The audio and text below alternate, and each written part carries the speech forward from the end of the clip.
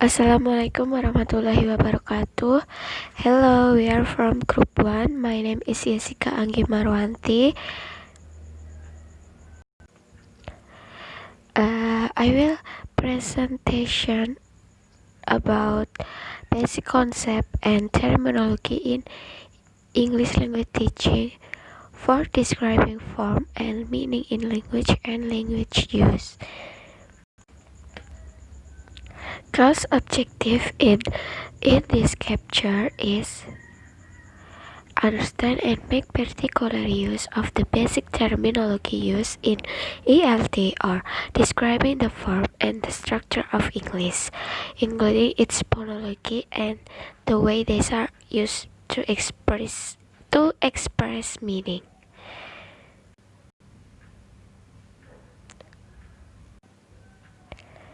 Nah, intinya teman-teman, pada bab pertama kita itu akan mempelajari dan memahami serta menggunakan terminologi dasar dalam pengajaran bahasa Inggris atau mendeskripsikan bentuk dan struktur bahasa Inggris termasuk fonologi dan cara penggunaannya untuk mengungkapkan makna.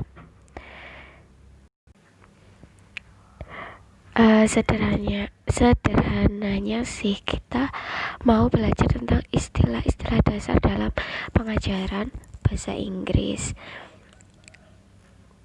Nah, in language learning, whether for second or foreign language, the component of language learning is part of the language program. There are grammar, vocabulary, and pronunciation. Nah, dalam pembelajaran bahasa itu, baik bahasa pertama, bahasa kedua, atau bahasa ibu,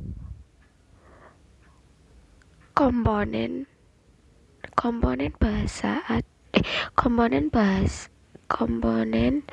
dari pembelajaran bahasa adalah salah satu bagian dari program bahasa yang terdiri dari grammar atau tata bahasa, vocabulary atau kosakata, dan pronunciation atau pelafalan. Yang pertama yaitu grammar. Grammar or language rules are the pattern and rules that must be followed if we are to learn English properly. Grammar is often used in learning English as the first component. Jadi, grammar atau aturan bahasa atau pola yang harus kita ikuti ketika ingin belajar bahasa Inggris dengan benar. Nah, grammar ini itu biasanya menjadi komponen pertama dalam basic concept and terminology used in ELT. Second is vocabulary. Vocabulary is a set of words owned by a language and give a meaning when we use the word. Vocabulary atau kosakata ini tuh merupakan sebuah kumpulan kata dari bahasa yang memberikan arti ketika kita menggunakan kata tersebut. And the last is pronunciation. Pronunciation is a way of saying the word of a language.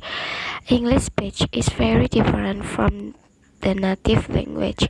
Jadi pronunciation atau pelafalan itu merupakan salah satu cara yang kita gunakan dalam cara atau aturan yang ada dalam pengucapan atau pelafalan bahasa Inggris. Nah, pelafalan bahasa Inggris itu sangat berbeda dari pengucapan bahasa asli atau bahasa ibu. Nah, setelah kita memahami apa saja terminologi dasar dalam pengajaran bahasa Inggris, kita juga harus tahu bagaimana menggunakan komponen-komponen tersebut untuk pembelajaran bahasa Inggris khususnya young learner. Yang pertama, how to teach grammar. For young learner, grammar should be taught in an integrated form with vocabulary in sentence. Nah, dalam pengajaran grammar ini itu sebaiknya diajarkan dalam kosakata berbentuk kalimat pertanyaan. Misal, pertanyaan dalam bentuk tanya jawab. Nah, untuk young learner sendiri itu nggak harus kaku ya, jadi nggak dalam bentuk kayak rumus, pola, terus kayak aturan yang lain. Nah, pelajaran grammar ini tuh nggak bisa dipisahin dengan vocab karena pola kalimat itu perlu diberikan dengan menggunakan kosakata. Contohnya, teacher doesn't teach singular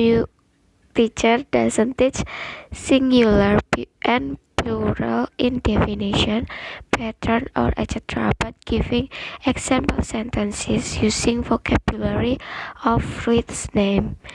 Nah, di sini guru itu nggak mengajarkan tentang singular sama plural dalam kayak definisi, pola, dan sebagainya, tapi guru itu memberikan contoh kalimat yang ada vocab di dalamnya. Nah, contohnya ini, this is an orange and there is an apple. Nah, ini kan contoh singularnya. Terus these are orange and those are apples. Jadi di sini guru itu memberikan pengajaran tentang grammar dan vocab juga. Nah, untuk tambahan, jadi saya akan memberikan sedikit saran bagaimana mengajar grammar atau lebih tepatnya materi yang sesuai untuk young learner. Nah, yang pertama untuk tenses, kita itu bisa mengajarkan cukup simple present tense, present continuous, and simple past tense. Nah, untuk yang singular atau pluralnya, kita itu bisa mengajarkan tentang kata benda yang beraturan. Atau kalau soal kata ganti, kita itu cukup dengan menggunakan I, you, they, she, it. Terus kalau pola yang umum-umum saja seperti subject, verb, and object.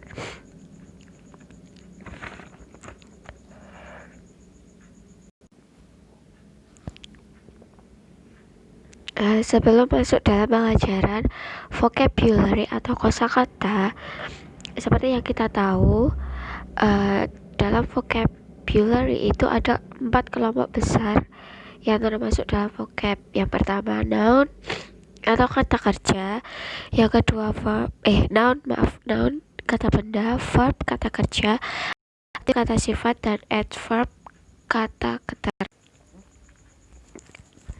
Nah, yang learner itu biasanya membutuhkan sekitar 500 kata untuk mempelajari kosakata. Nah, anak-anak itu juga cepat nangkap pelajaran vocabulary itu ketika dibarengi dengan alat peraga atau bentuk nyatanya. Misal kita belajar buah. Nah, kita itu bisa menunjukkan buah aslinya. Nah, di situ young learner itu lebih mudah menangkap dan mengingat apa yang dia pelajari. Nah, misal guru itu menunjukkan gambar sebuah gelas berisi air. Nah, jika guru itu cuma bilang glass and water sebagai kata-kata yang lepas atau tidak diberikan dalam konteks kalimat, nah, anak itu akan bingung. Nah, jadi guru itu bisa menambahkan kalimat agar murid itu nggak bingung ya. Jadi guru itu bisa menggunakan I need a glass of water or it is a glass of water. Nah, learning vocabulary can be done through 4 steps. The first is introducing. Teacher introduce a new word with clear speech or use a picture or things. Dalam tahap perkenalan, guru itu memperkenalkan kata baru dengan ucapan yang jelas, atau guru itu bisa menggunakan gambar atau benda nyata. Yang kedua, modeling. Teacher given an example with action. Jadi di sini itu guru memberikan contoh dengan bertindak sebagai model. Terus next is practicing. Students imitate or practice what the teacher does. Berarti di sini siswa itu menirukan atau mempraktekkan apa yang gurunya lakukan. Terus yang terakhir, applying. Student can apply in the right situation. Nah, jadi tahap yang terakhir itu siswa itu mampu menirukan dalam keadaan yang benar. Nah, untuk catatan ya, pembelajaran kosakata untuk kelas rendah atau lower classes, kelas 1, 2, 3 itu kita itu banyak menggunakan teknik listen and repeat. Kalau untuk upper class, kelas 4, 5, 6 kita itu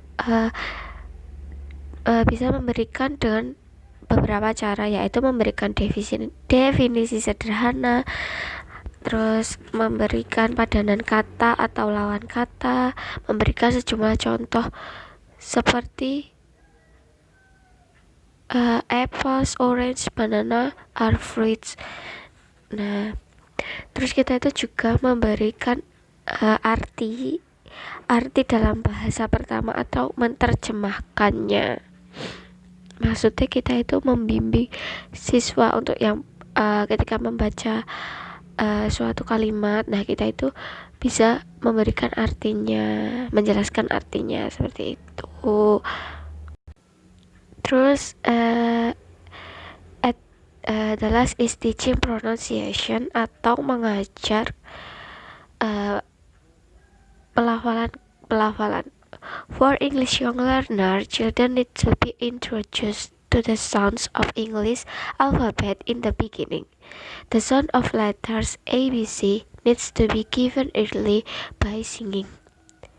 Jadi young learner itu pertama kali itu dikenalkan huruf dalam bahasa Inggris untuk pertama kalinya. Pengenalan atau belajar alfabet dalam bahasa Inggris itu bisa diberikan melalui nyanyian. Nah, give more attention because there are some letters is difficult in speech. Nah, seperti yang kita tahu, huruf dalam bahasa Inggris itu ada beberapa yang memerlukan perhatian khusus karena bentuk dan pelafalannya itu hampir berbeda. Nah, contohnya itu A sama I, terus G sama J, terus sama H dengan R, terus yang terakhir Y dengan Z. Nah, the next slide is how to teach pronunciation in ELT for young learners. The first is pronounce the sounds clearly. Show how the pronounce in the different words like ow. The example is town, and round. Nah, jadi yang pertama itu kita mengucapkan pelafalan dengan bunyi yang jelas. Nah, kita itu bisa memberikan contoh pelafalan dalam kata-kata yang berbeda. Ini contohnya town, and round. Terus yang kedua, showing the word with the different sounds. Example, big, cold, goat, and tree, tree. Tree, tree. Nah, untuk yang langkah kedua ini kita itu bisa menunjukkan atau kita bisa mengkontraskan dengan huruf yang mempunyai bunyi yang lain. Terus yang terakhir, stressing atau penekanan. Nah, penekanan itu sangat penting dalam bahasa Inggris. Nah, apabila kita itu mau mengajarkan tentang stressing, kita itu bisa melihat kamus terlebih dahulu ya. Jadi kita itu tahu mana kata yang harus diberi penekanan dan mana kata yang tidak perlu diberi penekanan.